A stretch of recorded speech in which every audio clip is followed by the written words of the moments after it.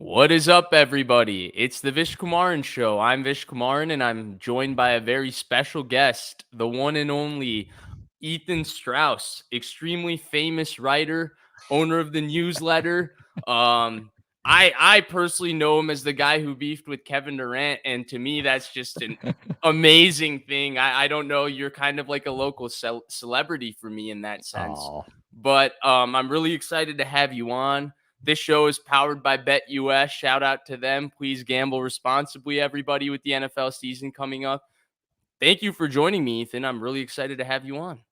I mean, I'm excited to be here. I'm excited to be streaming with Vish. For those of you who do not know anything about me, this is not my day job. I'm just a fan, like all of you, a curious fan. And I think there is some of that perspective from those days of having Kevin Durant yell at me, of just having been in another sport and knowing how those dynamics work and just having an intense curiosity about football and about the 49ers, which, as I ramble away, was pretty common within the Warriors organization. Whenever Tim Kawakami would walk into the locker room, there'd be people bending his ear. Bob Myers, the GM back in the day of the Warriors, would pull him aside and just go, "What's going on with the Niners? What's going on with this holdout? What's going on? What are they doing? Why are they doing it?" So I like it. I like that it's the same but a little bit different, and I feel more like a fan than I did in my old day job. That's awesome. Two things I want to mention. One, the entire Durant ordeal to me is one of the awesome moments. It's an iconic sports moment. I think everybody's going to know you, and I think that Oh, it's an man. awesome moment for you. Shout out to you for being able to handle yourself and being able to stand up to that. That's awesome. The second part of it, and I guess I want to start here, and this will kind of segue to the football conversation you and I are about to have. But what kind of negotiations, I guess, did you see when you were covering the Warriors that maybe remind you of where we are now with Brandon Aiyuk? Oh, it's a good question because the NBA is so different. When there's a star player, not even a superstar, but just an all-star, they've got the max contract, and oftentimes it's just a matter of, hey, you don't even need an agent. You could just sign that deal yourself. Now, it's getting a bit different. The NBA, it's becoming a little bit more like the NFL, and the NFL is becoming a little bit more like the NBA. The NBA has instituted technically not a hard cap, but in effect, it's kind of like a hard cap. And all of a sudden, you'll have a team like the Denver Nuggets that looks just amazing, and they've got to break pieces of themselves off to keep it going, which didn't used to happen back in the day. They could just keep it all together. Meanwhile, in the NFL, you're seeing some of these players acting like NBA players act. And why do NBA players act that way? It's because they've got immense leverage over these multi-billion-dollar organizations, and they'll hold out, as we're seeing, and they will demand their value. And it seems to be happening more so, and it seems to remind of the NBA. So I don't know if the sports are trading places, but that does seem to be a phenomenon that's happening. I don't recall anything quite like this occurring other than the Klay Thompson situation that just happened. And that was one that was more at the end of things. Maybe you could say it might have more similarities to Trent Williams, except Klay wasn't good anymore and Trent is still excellent. But that was a really ugly, I need my value. Warriors saying, hey, we don't think we can pay you that. We love you. We don't think we can pay you that. Back and forth that ended in a way that had real bitterness that hopefully goes away with time and Klay comes back and they play the montage for him. But that was the closest that I recall having any sort of similarity to this sort of 49ers situation that's becoming an annual tradition. Yeah, I think the Clay Thompson situation is a good one. I was actually thinking along the lines of Boston with Isaiah Thomas. That's the only like Mm, NFL kind of situation I can think of in the NBA where a guy has a truly terrific season and he's still yeah. finding it difficult to get paid. Usually in the NBA, guys get paid for what they can produce, even if they haven't produced it yet. And that's where I feel like that differentiation gets drawn. But let's dive straight into it. So can I call you a 49ers fan? What can I Oh, call yeah. you? You're an Yeah. observer? You're a fan. Okay. I'm a fan. I'm emotionally impacted by the games. I, like so many people in the Bay Area, the day after the Super Bowl, the week after the Super Bowl, was doing that weird thing of imagining how all the different plays, how they could have gone just a little bit different, which I found fascinating, actually, how many people I talked to in my neighborhood were doing that exact same thing. Yeah, I'm emotionally impacted. I'm a Yeah. fan. I'll cop to it. I've been there too. It's not a great feeling. But while we're here, so you're a fan, and you and I have been, I guess, in correspondence for maybe 6 months or so, talking 49ers, and we've had some really interesting conversations. I've really enjoyed your take, particularly the last couple days on the entire Ayuk Mm, saga. So now the latest news is Brandon Aiyuk is back watching practice. It seems like there are reports about the 49ers, quote unquote, upping their offer. I'm not sure if they really have, because it feels like we're still stalled at a situation. If you remember the last time before things went absolutely dark, Brandon Aiyuk was mm. dapping up Kyle Shanahan and John Lynch for video for everybody to see. I'm a little bit skeptical. I feel like we're still at the same hard line we were at, maybe moving closer to a conclusion eventually. Where do you think things stand, and what's your read on the Brandon Aiyuk situation thus far? Well, I don't want to assume too much about where things stand. It is just a very tricky situation because you want to get value for him, but then these teams aren't necessarily certain of how much they should pay wide receivers this day and age. We might be seeing this Brandon Ayuk situation happen at the moment the wide receiver bubble could be popping, because there are so many talented wide receivers coming in every season. And you just have to wonder, are they going to get $30 million or whatever percentage of the cap continuously, when typically the teams that really pay out their wide receivers, they're not there at the end. They're not in the Super Bowls. And eventually you wonder if the Moneyball sensibility is that they're overrated. So that, I find two things fascinating with the 49ers right now. I find the Ayuk situation fascinating because it's this whole conversation about his value and the value of wide receivers in general. And I find the Purdy situation fascinating for just a wide range of different reasons. And of course, the two are connected. I'm not giving you a good answer. The short answer is I don't know what's going to happen right now. I don't know if he's coming back, but I have a theory. I have a theory, Vish, on why there's been tension. I am All right, not a let's start reporter. there. I am not a reporter on this particular situation. I'm just somebody who follows this team closely. And I have some kind of background in being around teams and dynamics and knowing how much coaches in private really care about toughness and really get angry and resentful at players that, because it is a family program, I will say, have the behavior they would analogize to a synonym for a cat. That's what I will say on this family program. And even the most liberal, open minded coaches in the NBA would talk this way about players they didn't like. So, Kyle Shanahan, what does he love in a player? He loves when these guys fight for the extra yard and are just insanely tough. And maybe to the detriment of the 49ers sometimes. I mean, they're hurt a lot. You know, that Debo mentality, that's really cool. And that's a cool mentality to instill in a football team. But maybe the juice isn't always worth the squeeze. But that's a different conversation. I feel as though we've been watching Brandon Aiyuk be debated on the national level, watching all these shows on ESPN talk about him, and there's not much analysis of the strengths and the weaknesses. Aiyuk, fantastic route runner, great hands, really good player. He just does not break tackles. He doesn't break tackles, and he's kind of the only guy who doesn't. If you watch that Super Bowl and you watch the completions, any other guy is just trying to fight and fight and fight after they catch the ball. Jennings, especially, who nearly won the Super Bowl MVP. I know you already know this, but I'll just set you up. Pretend you don't know the answer to this, Vish. How many tackles did Brandon Aiyuk break last season according to the numbers? Hit me with it, Ethan. What is it? Okay, good. That was a good acting job by you.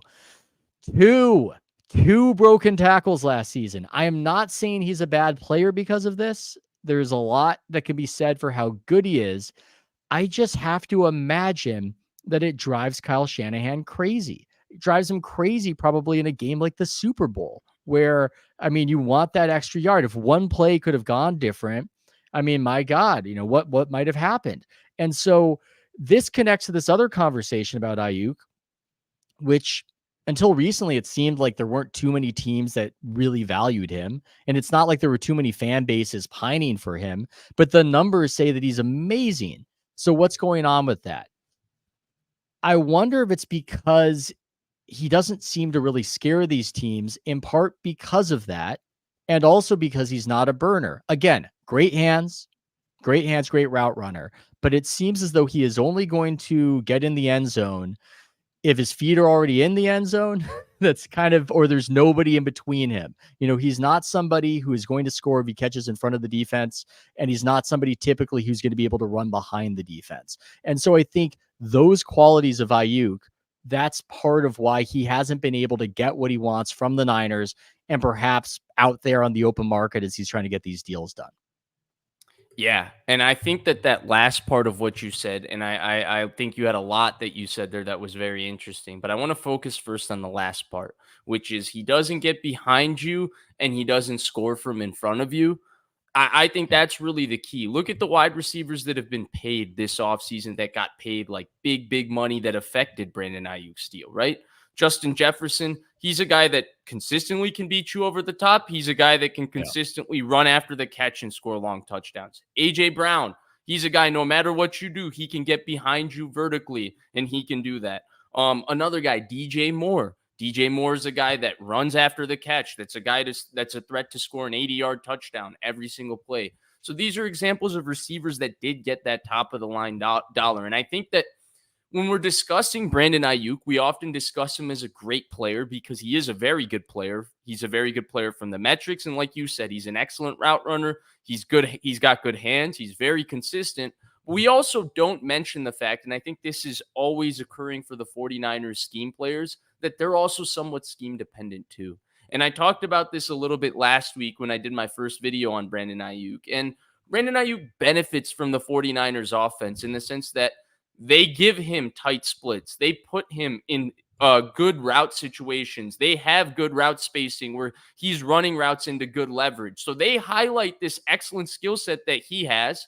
And because he plays with the quarterback who plays on time and on schedule, and he wins on time and on schedule, he has very efficient statistics. But if you put Brandon Aiyuk, for example, on the Philadelphia Eagles, where he has to be A.J. Brown and he has to line up outside and run vertical, 35-40% of the snaps, that's not necessarily something his skill set suited to do. And I think that's why there's such a small miss when it comes to the player. I think that's why $2 million has stood for 5 months, because we look at Brandon Aiyuk and we say, well, he in this offense can be a 90 catch, 1,200 yard, 10 touchdown receiver year after year after year. But the 49ers look at Brandon Aiyuk and say, there's a different tier to the guy that gets paid $30 million. That guy needs to be able to score an 80-yard touchdown in any given play. That guy has to be in a situation like Jerry Rice versus the Giants way back when. Nothing's happened in the game. 2nd and 20, Joe Montana just got sacked. You throw a bomb and Jerry Rice goes and gets you one to go win the game.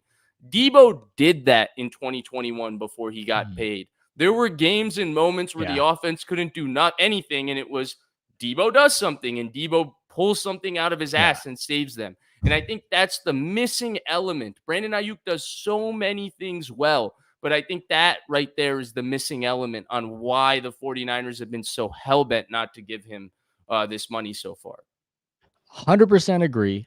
Should also mention is for a guy who got money, Amon-Ra St. Brown, who you wouldn't think it, 10 broken tackles. I know we're dealing with small sample size numbers. That's actually a very good number. And it's the difference between breaking a tackle in most games, to say nothing of other ways that you elude the defense, which Ayuk just tends not to do after he gets the ball, and doing it once every 8 games, which is what happens with Ayuk. And in a way, the Ayuk play of, oh my God, he made magic happen, it really, in a way, it's a lot of the Ayuk story and why it's difficult to assess whether they need him. What's his most famous play? It's that big miracle catch off the DB's helmet against the Lions in the playoffs. Now, you could say, hey, That's why you need a Brandon Aiyuk. What an incredible play. I mean, just the concentration, the hands in that kind of moment. But the other way that you could view it is he didn't get behind the DB. The pass really wasn't underthrown so much as he got bumped backwards because he couldn't get deep on that guy. And that's part of the issue that you have. If we think about some of these bombs he's caught, he had that one against, I think, Tampa Bay.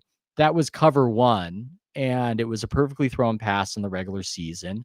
There was another deep pass I'm trying to remember. He had another, one of these deep bomb passes, but he's described now as the 49ers only deep threat or their major deep threat. And it seems to be almost an exaggeration because it is very situational that it does happen. And it's not typically happening in a situation where there are multiple guys back there. It's a situation where that's a situation where he should beat the guy. And he just doesn't seem to have that speed. Yeah, I don't know if I 100% agree on everything there in terms of his ability winning deep or even on that particular play. But what I will say in regard to that is I feel like he's looked at the 49ers as the 49ers deep threat simply because of circumstance. Like I don't think Yeah. his skill set is to be a deep threat on the team. I think his skill set is also to be intermediate. He runs after the catch well, even though if he doesn't break tackles. He creates space, short and intermediate very well. It's unfortunate he plays with Christian McCaffrey, George Kittle, Deebo Samuel, who all need touches in those areas. And in turn, he's kind of turned into their deep threat. And where I see his skill set more succeeding is if you put him with a deep threat on the other side of him, like now a guy Mm. who's going to run off coverage and he's going to run underneath that with his ability to come in and out of his breaks, stuff like that. I think that there's a lot of advantages you can do with him. But you're right. His skill set isn't where the 49ers are going to line up in the game and people are going to play 10 yards off of Brandon Aiyuk on every play because they're so scared that on any given play, Brandon Aiyuk can run by them. And that's really the underlying problem because I think the 49ers don't have that guy. And I think they expect a number one receiver to be a guy that, hey, he freaking scares you. That's Jamar Chase. Every play, you got to play cloud coverage on his side. Yeah. I mean, I should be properly respectful. I'm not saying he's bad on those deep routes. He's really good. One of the reasons why he's good is he can track the ball really well. Oh, the other one to remember, the one against Arizona, where Mm-hmm. he did an incredible job tracking the ball on that pass that looked underthrown or thrown to the middle. There will be debate forever about whether Right, Purdy meant to right. put it there. But that was another example of this strange Ayuk thing where he didn't get behind the defense, but he tracked the ball so well. And it's funny, he has such great numbers in terms of average depth and whatnot, but he's really more of the intermediate route king.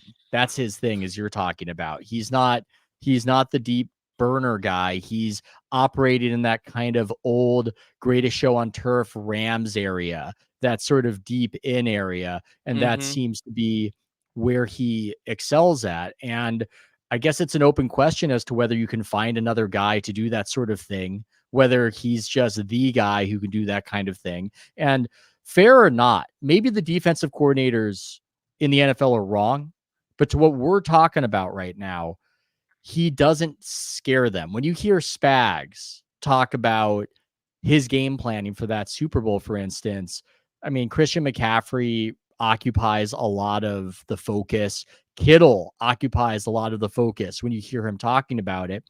And Ayuk and Debo occupies a lot of the focus, actually. Ayuk just isn't that to these guys. You can say that they're wrong. You can say maybe they should have prioritized him more, and that's why he's succeeding. But it reminds me of that whole Cam Newton, that stupid debate over quarterbacks that he really talked about Purdy with.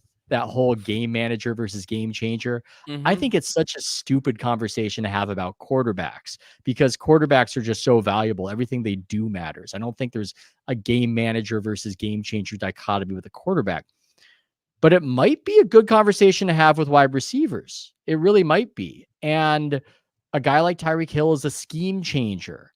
And you're talking about guys you got to play cloud coverage on. It seems like Ayuk is a highly effective, efficient player, but he's not a scheme changer. He doesn't force a schematic concession from the defensive coordinator. And I think that, again, is why they're far apart, because he sees himself as that guy. And the 49ers are saying, look, you're not that guy. You're not somebody who changes the opposing defense for us.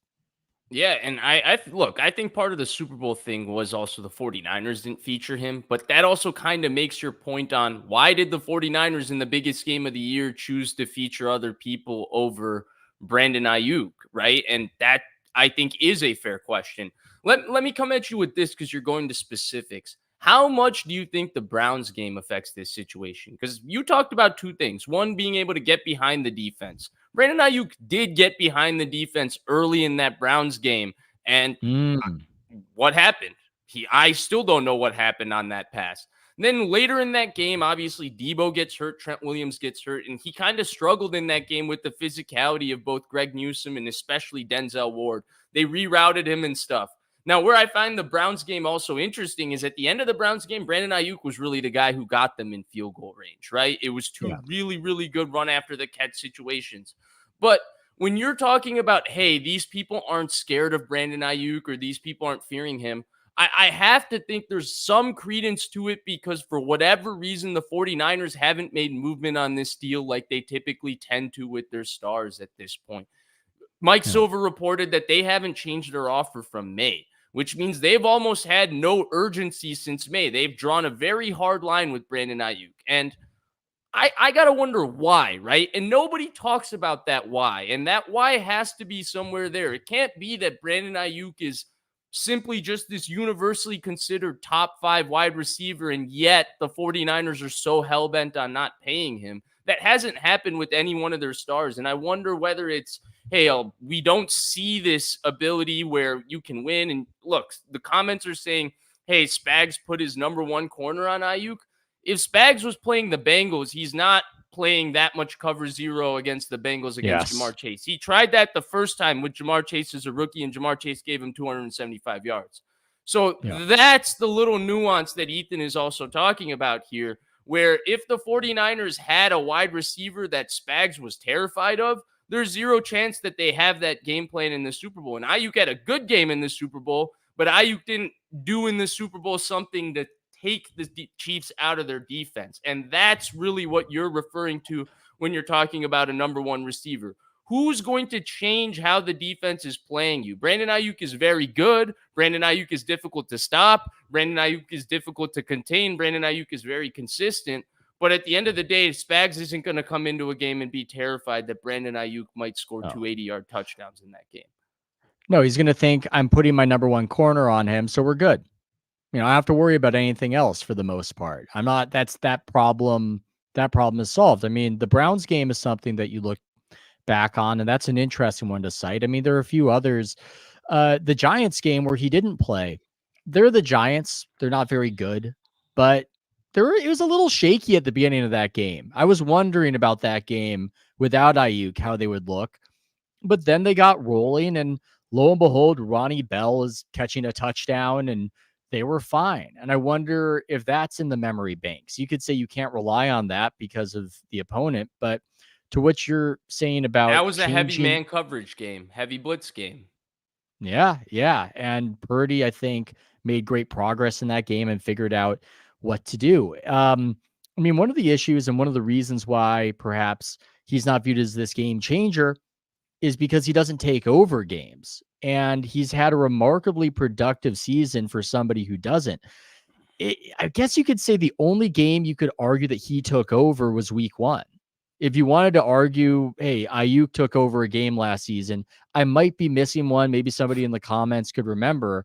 But that week 1 game against Pittsburgh, that was one where it just seemed like he was everywhere. But that was week 1. It's not something that repeated. Debo had a bigger takeover game against the Eagles than Ayuk had in any kind of game, even if his season was not as productive as Ayuk's.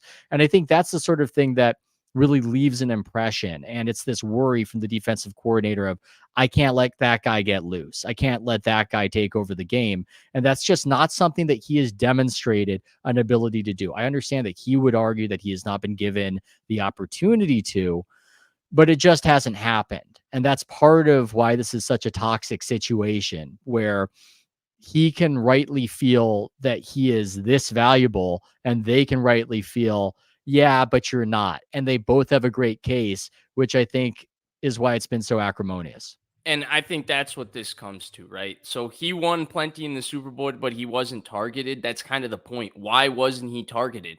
If you have a team playing that much cover zero against you and you have Randy Moss or you have Jerry Rice, that guy Yeah. has 11 catches for 200 yards and 3 touchdowns in that game. So why did the 49ers not feel he was that guy in that game? And I think that's really what you're coming to, right? Because he has these great efficiency stats. You can argue maybe he's not taking over games because he's not getting the opportunities.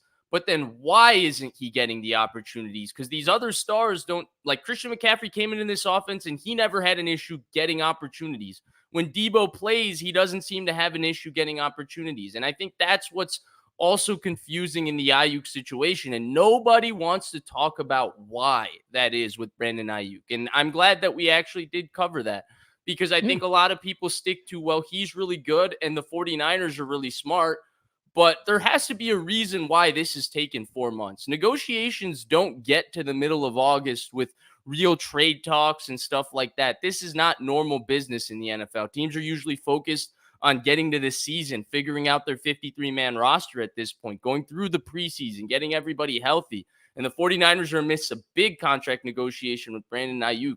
There has to be something there where the player sees something that he thinks makes him worth it, which I think we all agree Brandon Aiyuk does have a case when you look at his numbers, his age, his productivity, how he's ascending, all of those things that he should be paid top of the line. But the case you brought up is exactly what I think why the 49ers are holding strong where they are. And this is where it is. Yeah, and people talk about how he also contributes some of this other value in the blocking game, but even that, look, I haven't broken down the all 22, but I've noticed moments where he is a savage blocker, but I've also noticed moments where he didn't. Again, if we go back to the Super Bowl, there was that Christian McCaffrey sort of escape kind of little pass out into the flats in overtime, and that looked like a situation where if Ayuk had actually blocked, he might have scored, but he didn't. He gave up on the play. I don't know what it's like out there. I don't know how easy it would have been to make that block, but I've seen that it comes and goes. And if you pay a guy like that, is he going to continue to be the, blocker, the reliable guy? That's something that they probably have a better handle on. I'm not a Shanahan See, worshiper, by I, the I way. I disagree with that point in particular, only because Mm, Debo gets away with he quite a does. few bit of laziness when it comes to blocking. So I don't know that that would stand in the way of Ayuk getting paid if he's producing in other ways to make missing one block, especially when he's a higher effort blocker than Debo in Yeah. general. Yeah, Debo will even admit it too. He'll even say, "Oh, I missed that block. Purdy could have scored in the Lions game, but I just kind of didn't do it." And it was probably part of what infuriates Ayuk is that there's definitely a click system with the Niners where some people are in and some people are out. Be that as it may, even if I'm not a Shanahan worshiper, one of the things from the basketball perspective I just came to accept is that the coach is usually right. Some coaches are idiots, but if the coach isn't an idiot, he's usually right. And there are a bunch of there are a bunch of fans who say, "Why isn't he doing this? Why isn't he doing that?" And as a beat writer, you would write it, and then you would be taken aside by the coach, and they would go, "Look, I'm not playing this guy because he's an alcoholic or he doesn't know the plays or whatever you don't see is going into the decision that they're making." And so I don't think it's a situation where Shanahan, who had the best passing offense in football, is just an idiot and he's not featuring Ayuk out of spite. I think that Ayuk is featured probably roughly at the amount that he should be featured, and he could earn the opportunity to take over these games. Yes, there's an argument to say he's only targeted so many times, but as we were talking about earlier, if he made more stuff happen with the ball when he does get those targets, maybe he would keep getting targets, but that doesn't happen. And so they just feel comfortable targeting him at this amount. And in fairness to them, it's resulted in the best offense in football. Yeah, so I want to really hammer home that point too, because I think that actually brings up an interesting conversation on why the 49ers choose to feature Debo in situations when it feels like Ayuk is better than Debo. I think it's exactly Yeah. what you just said. I think Shanahan, when he schemes up a touch for Debo, he considers, hey, Debo could score on this Yeah. play. And that's how he thinks of it. And I think we see the results and we see the plays Debo doesn't score, and Ayuk has greater consistency and efficiency to the plays he gets the ball, just with how he wins on his routes, how he gets open, the cadence and the timing with him and Purdy. And so we wonder, like, why are they choosing to give Debo a couple more touches here than Ayuk? Well, I think they look at a couple more touches to Debo because at any point Debo might be able to score. And I think that's a very interesting distinction because I don't know that people really talk about it that way. I don't, No. and I think the coach conversation is interesting too, because I don't know that Shanahan comes into a game saying he wants to feature Debo because he likes him more than Ayuk. Like, that's not realistic to me. But there has to be a reason why Debo Samuel, while visually all of us have felt like Brandon Aiyuk was better than him last year, was still in bigger games getting more opportunities than Brandon Aiyuk. And I think it's really that, because otherwise I don't really know where to go other than, hey, Kyle Shanahan is an idiot. He doesn't give Brandon Aiyuk the ball. But that's stupid analysis, one. And two, that's clearly not the case given his track record with so many other receivers over the time. Yeah, and do we have a track record of guys leaving the Niners and just flourishing? Is that happened? Maybe it has, and I'm unaware of it, and I should have done my research on it. Again, I hate to bring the basketball into it. They're different sports, but I saw this play out with Kerr and Kerr had a little bit more cachet with the fans because he won the big one. He did it a few different times. But there was all this complaining on, why aren't you playing the young guys? Why aren't you playing the young guys? And I felt that way too.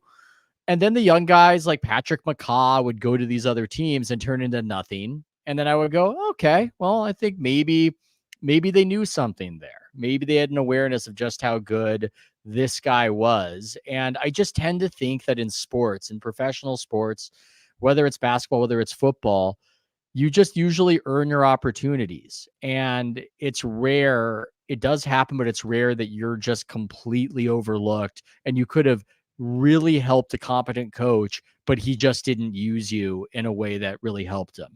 Maybe it happens sometimes. I just don't think it happens that often.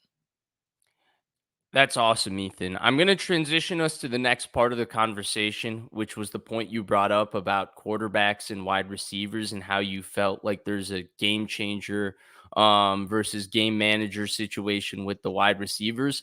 Before we get that, I just want to play a quick ad from one of our sponsors. Thank you. Michael Vick at BetUS.com. Catch an incredible 125% sign-up bonus on your first 3 deposits plus 10% gambler's insurance. BetUS, my online sportsbook and casino. Guys, like I mentioned, this year the show is partnering with BetUS. BetUS offers a 125 deposit match and up to $2,000 on your first 3 deposits. This is an amazing promotion, guys. The link is in the description. You know where to sign up with BetUS today. Please gamble responsibly, and I'm excited to give you some of my picks as we go through this season. But coming back to you and I, Ethan, you brought up an interesting conversation about how we don't necessarily know what wide receiver value is in terms of being paid, and how you think that that conversation is actually more interesting than the quarterback one. So bringing it to, I guess, Ayuk and maybe the conversation in general, what is it that you see that makes the wide receiver conversation in terms of the market more intriguing than quarterbacks? And where do you draw the distinction between what Cam Newton was talking about with quarterbacks, game manager, game changer, when it comes to wide receivers? Well, like I was saying, I think about it with wide receivers more as a scheme changer versus not a scheme changer. It's just weird to call a wide receiver a game manager. And that's the distinction. There are excellent wide receivers who I'm not sure ever changed the scheme. I didn't really look into it. Did Isaac Bruce ever change the scheme? Maybe he did, but that's a guy who is reliable and excellent back in the day and you have those guys. And then there are guys like Tyreek Hill who terrify you. And you just have to completely change the shape of your defense and everything you do to account for them. But the wide receiver thing is interesting because it connects to just a bigger issue that I think is interesting. And it's this: the NFL feels almost pre-Moneyball. It is our most popular sport. It is our most analyzed sport. There was once a quote this guy, this really smart writer, he embedded with the Jets, and I'm probably going to butcher the quote about how we feel about football, but it was, is there anything Americans care about more and understand less than professional football?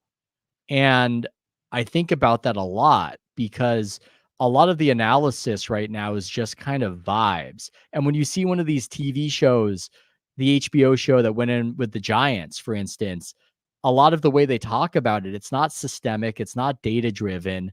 It's pretty vibey. It doesn't sound too smart. And there's something funny happening with football where the barrier of entry is just so high on being able to discuss the game at a coach level that we don't really subject a lot of what they do to analytical scrutiny. So football right now just seems to operate, even if there are analytics and Warren Sharp and Schatz and these people, but we just don't know. And so we're paying wide receivers twice what we're paying tight ends. But the teams that go to the Super Bowl, they almost always have a great tight end, and wide receivers, they often don't. And so I don't know. I'm not saying that a tight end is obviously more valuable than a wide receiver, but that's just something off the top of my head where it seems as though there's a lot of what people know in football or think they know that is just received wisdom that has not been subject to scrutiny. Why? I mean, Mustafa looks amazing, for instance. How does a guy like that fall to the Niners? I think it's in part because safety is not considered a very important position in the NFL, rather, relative to other positions. Not at all. Why? Why? I mean, I don't know. I'm sure somebody could give a theory, but I'm not so sure that should be the case. I mean, there have been amazing defenses where it seemed like their most impactful player was a safety. So that's just my way of saying there's probably a lot of low-hanging fruit right now where there are just things that are believed in the NFL that are the way of doing things in the conventional wisdom, and we just don't even know if they're true. And I connect it to the bigger Brock Purdy conversation, but that's a whole other topic, and we can get into it if you want and take this whatever direction you want to go. Yeah, I think that's a really, really interesting conversation. I think part of it starts with football coverage. I think in football, the organizations are in very much in control on what information gets disseminated to the fans. And I think it allows them to then be in control of how smart their fans are. This is a very, very different conversation. But like football isn't something that people just go to the park and play. So they kind of pick it up and they have an idea for it, right? Like the last time most fans stopped playing organized football is in high school. And most of them, and I mean this with all due respect, but it's a non-cut sport in most high schools, just in terms of we need a lot of people to build a football team. And so it's a way people join and they get camaraderie and stuff like that. And so that's people's impression of football. And then the people who do it at a higher level, all of a sudden it's this very like, oh, closed doors, like CIA type thing. And Yeah. they use this beat to then disseminate information to the fans. And they're telling the fans what they want the media to tell them about the sport. And the fans are learning what they want them to learn about the sport. And so, like you said, it takes away from this type of critical thinking because there's not a guy like in the NBA that just goes to the park and starts picking up one-on-one moves and really knows how to break a guy down one-on-one and can start looking at NBA players and say, he's not really doing it right.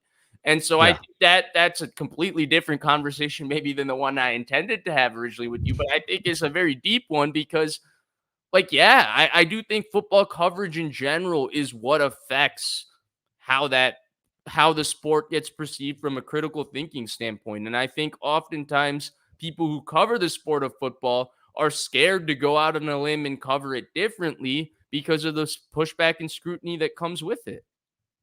Yeah, I think the pushback and scrutiny, and it's hard to feel like you know what you're talking about if you're the sort of nerdy analytical type who might not have played. And you should be open, by the way, to hearing everything you can from people on the inside because they know a great deal. They often know a great deal. They just might not be able to totally understand how it all works out relatively and how actually this position is as important as that position. They'll probably be better at telling you who's good and who's bad, who plays the position and that sort of thing. But Or the why they Purdy make thing, that position a good player, right? yes, they would be able to tell you that. But it all connects. This Purdy thing is fascinating. I see Purdy as this entry point into so much of this conversation and the whole Moneyball aspect of, are we in, baseball in the 90s, but having that situation right now, because this is a hypothetical. Most hypotheticals you tell people you'll get pushback on, but this is a hypothetical that I have not gotten pushback on when it comes to Purdy. Let's say Trey Lance did literally everything Brock Purdy did. Just same body motions, same sorts of plays, exactly the same. That he had the exact same results that Purdy had. Would he not be a consensus top 3 quarterback and probably argued as a top 2 quarterback in most places? Yeah, I think so. It depends, right? If his skill set is doing it the same way that Purdy is doing it currently, I think people would still push back because I think there's You been physically think? gifted. I think there's been Oh, physically I think gifted there's no guys way. that people have pushed back and said, "Hey, they're not maybe playing as good as you think they're playing." I would say it's possible they would push back on top 3. It's possible that top 2. Now, I think he would get more credit than Purdy's currently getting. I want to Well, mention yes. that. Yeah. See, the hypothetical is a little bit difficult because in my hypothetical reality, did Josh Allen have the same exact seasons? Did everything in my hypothetical, happen the exact same way? But I think we would probably think it's top 5 and it would make sense to people, is what I'm saying. By the way, I'm not saying that Purdy should be top 2 or should be top 3. I'm just saying that that's what would happen if what was expected occurred. And then that opens up this conversation of whether we even really know what we're looking at, or once again, if this is just vibes based. Because if you're seeing these lists where it's outside the top 10 and everything else, when the production in the regular season, at least, is number 1, and people have a story about it as to why it is, I just wonder if people really know what they're talking about, or if they're just going off what other people are going off a lot of the time. I mean, my I I thinking on it. I do Yeah. think it's vibes based when it comes to this particular conversation with quarterbacks in general, because oftentimes analysis don't even have a consistency to how they rank players in general. They rank one guy because he wins. They rank one guy because he's big. They rank one guy because he has a strong arm. And next thing you know, they have 10 guys that are filled with people they're friends with in the Yeah. media, people that they share agencies with. And I'm Yeah. joking when I say that, but that's also the case when No, it it's comes to the real. media. But in terms of how they rank quarterbacks, like you'll see lists where Brock Purdy might be 14th, but Tua will be 6th. And it's like, how does those lists work, right? And I'm not going to sit here and start arguing who needs to be where on lists. I just feel like skill Yeah. sets have to be related and there has to be a template where I can see your line of thinking, whether I agree or disagree with it. And I don't know that there's even a line of thinking that makes sense when people start talking about these quarterbacks. And I think it goes right back to that earlier conversation of how quarterbacks have been ingested early on in the sport and consumed and deified for winning and scrutinized for losing and stuff like that. I feel like guys like Matthew Stafford, they should be examples of, hey, if you put a quarterback in a good situation, he could be considered a quarterback that wins. And if you put a good quarterback in a bad situation, he can still be a good quarterback that's not winning. And how much of Stafford's reputation, fair or unfair, is connected to Tart dropping that would-be interception? I mean, how many guys, to do another basketball comparison, had more of a reputational shift after age 30 than Stafford in any sport? I would say maybe Hakeem Olajuwon with the back-to-back championships, but you're a Zoomer, so that's before your time. So now I'm just really free associating. I I think that the way I look at it, the football is this, and I could be wrong, but this is how I look at it. I am just going to accept the statistical production of what a guy is doing for the most part. I'm not going to get into it and go with these vibes. It's one of the reasons why I'm a big believer in Purdy relative to other people. It's similar to the efficient market hypothesis with investing in stocks. This idea that you can't really outsmart the stock market, that over time, everything about a stock is known because it's an efficient market. football's a pretty efficient market. I mean, every team, there are bad teams and there are good teams, but every team has its good points and its bad points. With Purdy, you hear about, oh my God, the coach and the weapons this guy has, the tight end, the running back.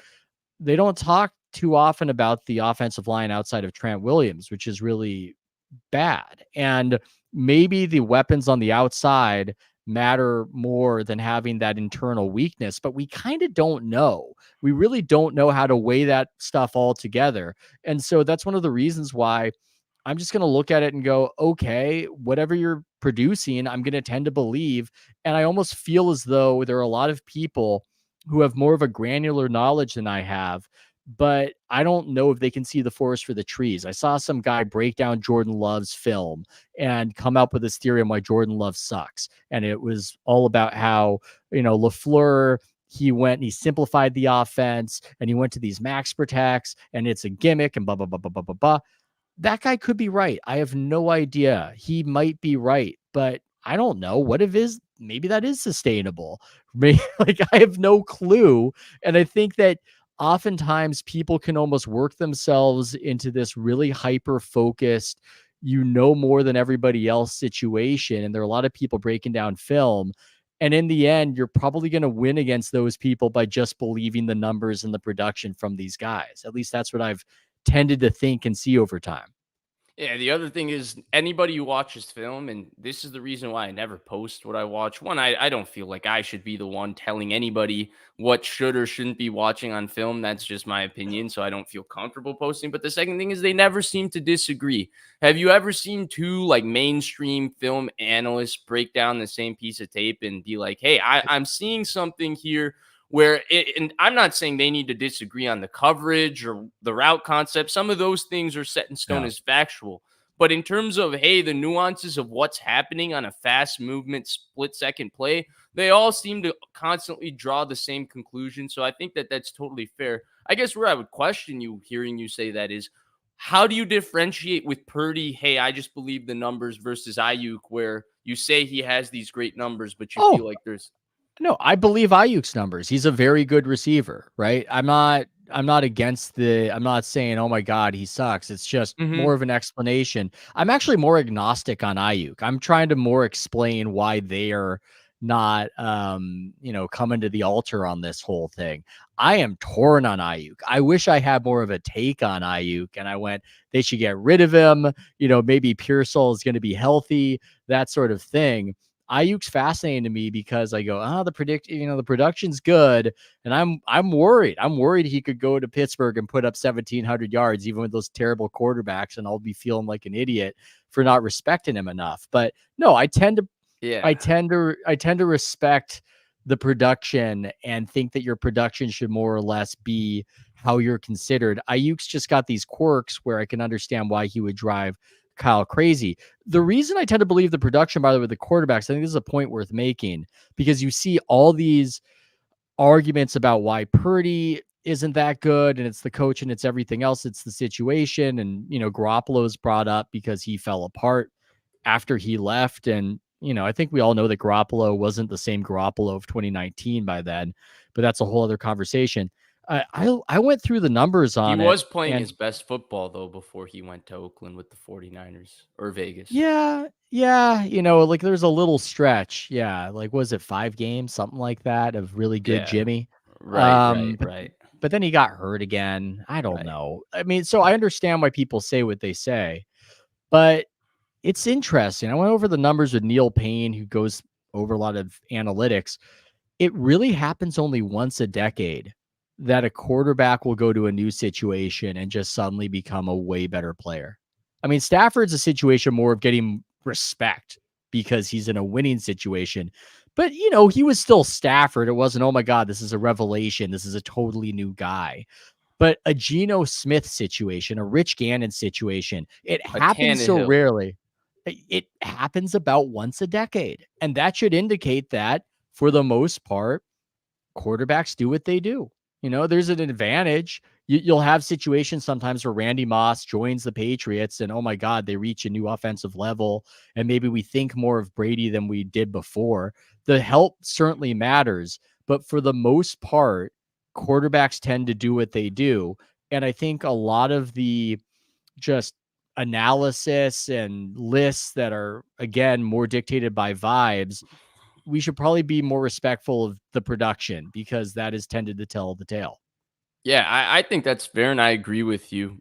I think what's interesting is you're right. We rarely see the Alex Smith, the Geno Smith, the Ryan Tannehill, where there's a genuine career transformation where they go from essentially being perceived as bad, even if maybe they weren't as bad as we originally thought, because maybe there were circumstantial situations that were holding them back.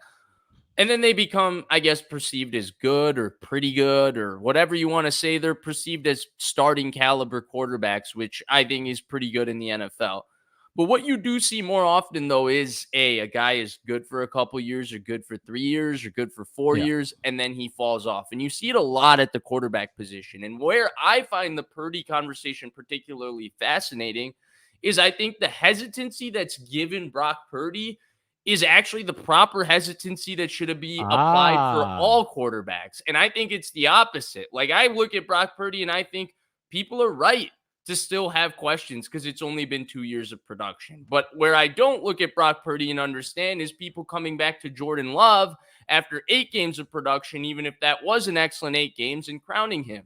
And so that's where I actually look at the Brock Purdy thing, and I think the hesitancy can be appropriate because I've seen Kyler Murray, year 1 rookie year 2 they get better, year 3 he's on an MVP track, they start 11-0, and by year 4 his reputation is already down the drain and tanked. How does that even happen that quickly? It's because you crowned him so soon, even though the weaknesses that when you put him down, the same weaknesses existed when you crowned him, you just chose to crown him then, and now you're in this sort of a situation. So I personally, when I look at quarterbacks, I'm kind of blown away by guys that start 7-8 years, even if they're not that good.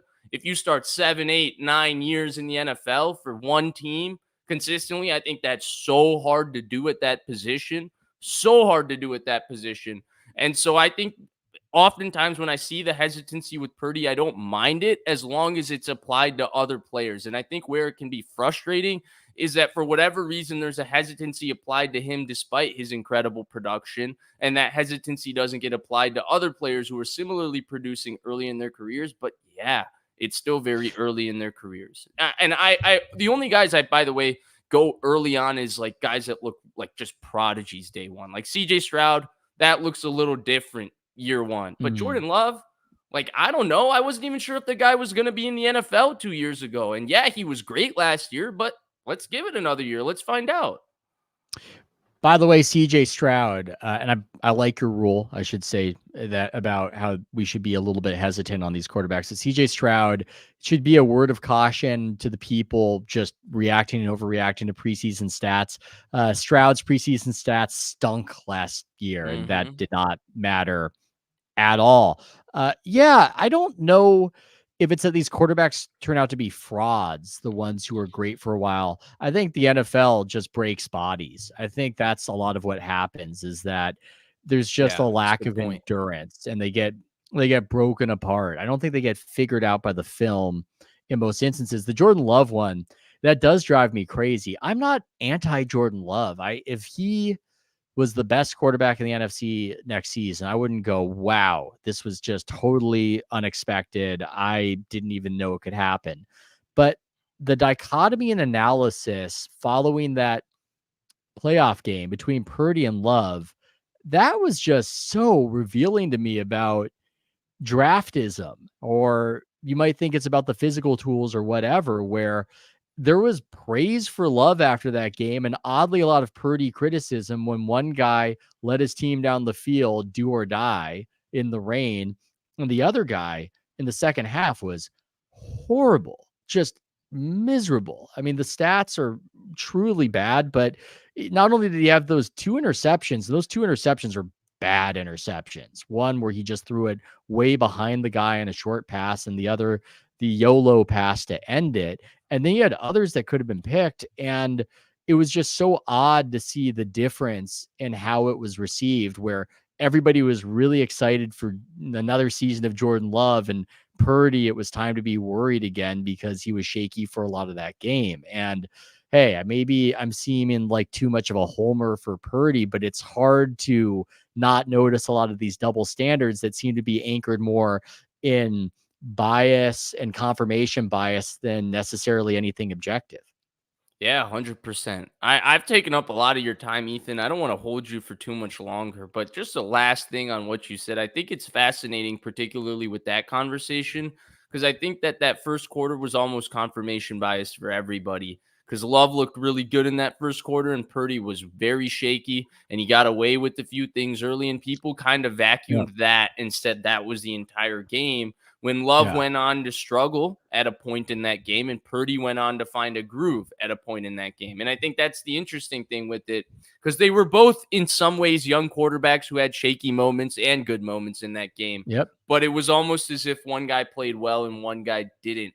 And that wasn't really the case. And I think it, like you said, has to do with the draftism, the physical talent. But I think it's also just some confirmation bias with there's opinions that have already been taken out on Purdy, and I think people are still open to finding out what Jordan Love can be, and they're excited to see what he can be. That's why there's a positivity to his 8 games. Whereas with Purdy, they already want to say what he is, and they're not ready to be proven wrong or to say that he is anything beyond that. And I find that fascinating. We maybe need to do this again and continue this Oh, conversation. This was awesome. I'd love to, man. You do excellent work. It's truly thought provoking stuff. And, just I appreciate you letting a fan come on here to ramble and take up some time on this stream. Thanks for having me. Well, that's literally me as well. I'm also a fan who just rambles. So I'm glad that you can join me.